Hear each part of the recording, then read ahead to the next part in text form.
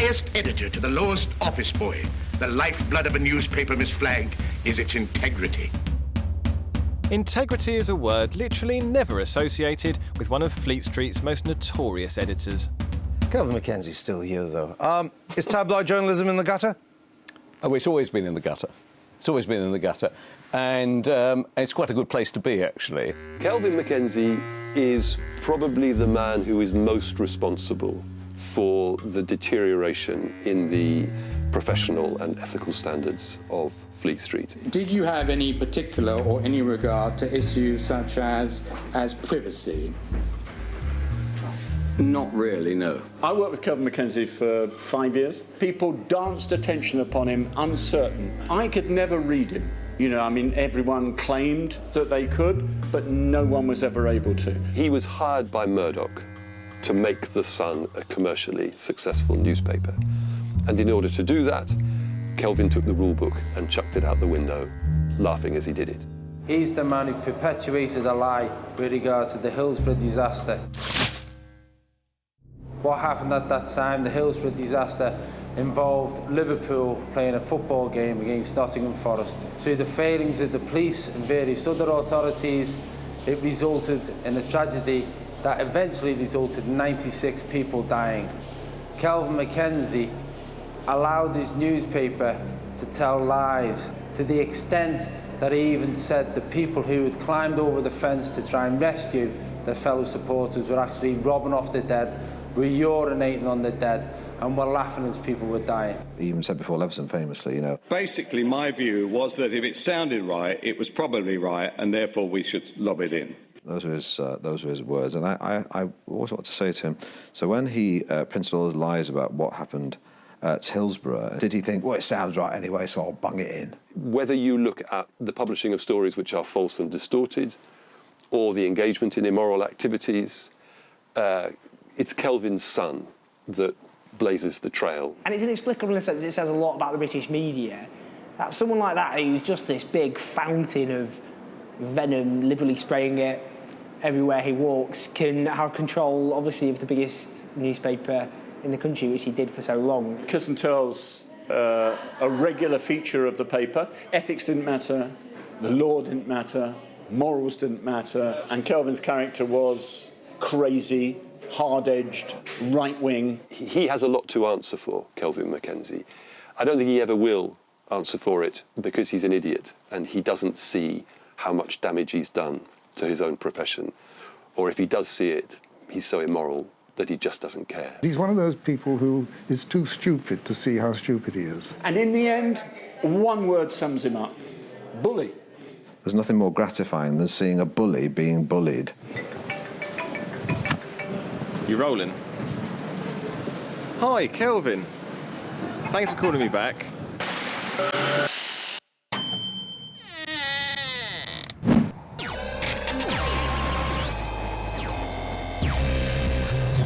Recently into my possession had come a series of rather racy text messages between Kelvin and a woman who's certainly not his long-suffering wife, Sarah. It's difficult to know quite what to do with these text messages. How far, after all, can you invade someone's privacy to make a point about the invasion of privacy?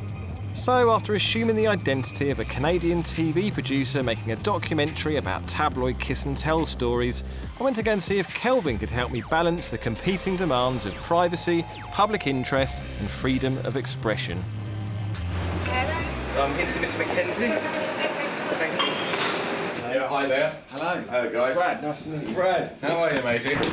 Fine. You rolling up? Rolling? Yeah. Rolling. So Kelvin, could you give us a brief outline of your career? Night editor of the New York Post, and then editor of the Sun in London from 1981 to 1994. During your editorship was the time when the kiss and tell story was at its very peak. I helped create an old genre and gave it new life under my expert editorship, yes. The kiss and tell has by and large collapsed now under privacy legislation. You cannot say one thing about your relationship with somebody else, this country has gone balmy. You gave an interview some years back when you said, I think that if you're a tabloid editor, then you deserve everything you get, frankly. I have no right to privacy. Do you stand by that? Oh, yes, yeah. I mean, it would be preposterous, and it would probably be hypocrisy of the highest kind if somebody like me, who was involved in some kind of... In fact, actually, curiously enough, I always wanted to expose myself in the paper. You never know, it could still happen.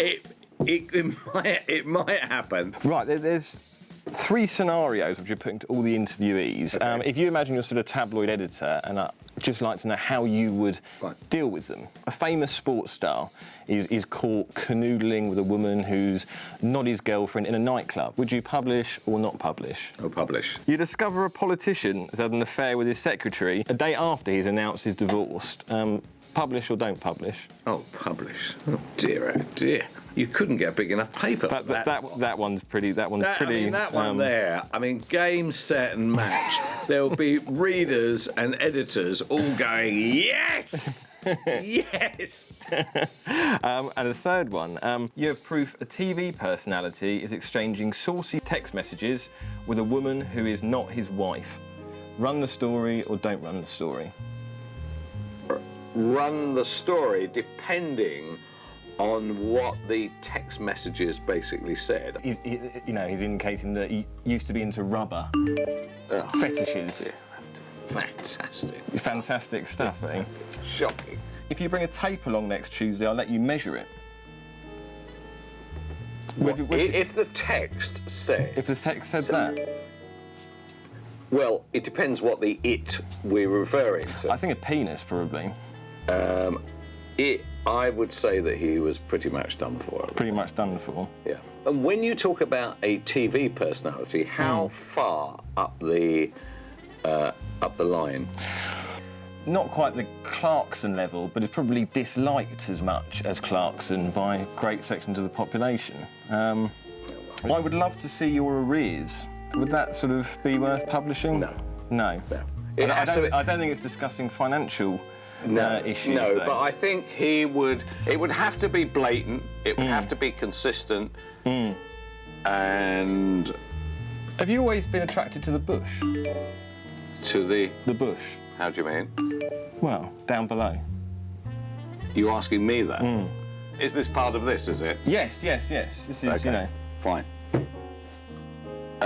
I think that's probably the end of that, isn't it? But thank you anyway for coming along. Thank you very much. It's been a pleasure. Do you think that you being a married man, sending racy text messages would be hypocritical, wouldn't it? If you're sending racy text messages. Thank you very much anyway. Thank you very much. Okay. I'm sorry. So sorry. Nice scoop, kid. Congratulations. Thanks.